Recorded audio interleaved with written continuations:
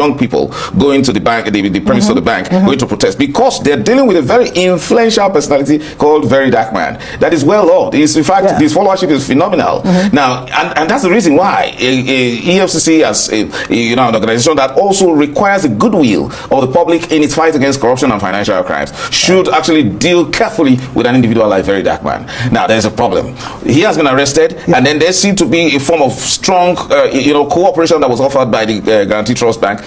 The expectation is a show of accountability on the part of the EFCC and the bank by simply explaining to Nigerians that this is exactly what's happening. Nobody is saying that the Very Dark Man is above the law. However, when it seems... the bank in question says, they don't have a hand in it. The young man, the VDM, was arrested outside the premises of the bank, that they've exculpated themselves, more or less. But Nigerians don't believe, and that's the more reason why an authority like the EFCC should be the forefront of showing a level of accountability to the people by saying this and such a reason is why we arrested Very Dark Man. And of course, because of the presumption of innocence, it should be assumed that he has been granted bail. And Nigerians lose respect for the EFCC when it fails to do very simple things like this, or when it seems as if it's doing the bidding of one person.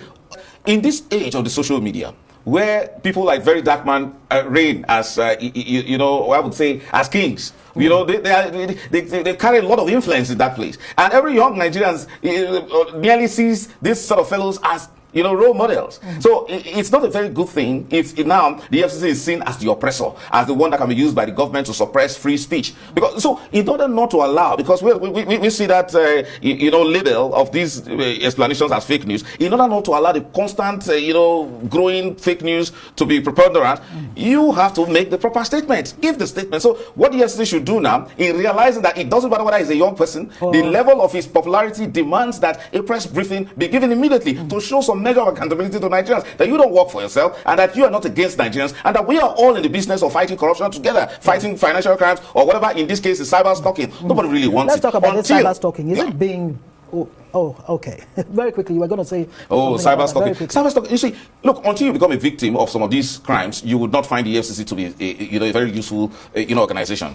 In this case, we're saying that it has to be on the good side of the people so that it can enjoy the goodwill of the people. After all, it's set up to serve the people. Cyber stalking can be a very dangerous crime, especially when it attacks innocent people. But Very Dark Man is seen in the eyes of Nigerians, especially young Nigerians, as a freedom fighter, as someone who's speaking on their behalf, and he does it in such an innovative manner, plain. It doesn't with a lot of and then it comes out to be well loved, and that's great. And some of us are very impressed with him. And in that case, the FCC should even see such persons as partners, even when they make mistakes. And in that case, they should not. Of course, he's already a hero, but you increase his heroism when you arrest him in such a manner and refuse to explain.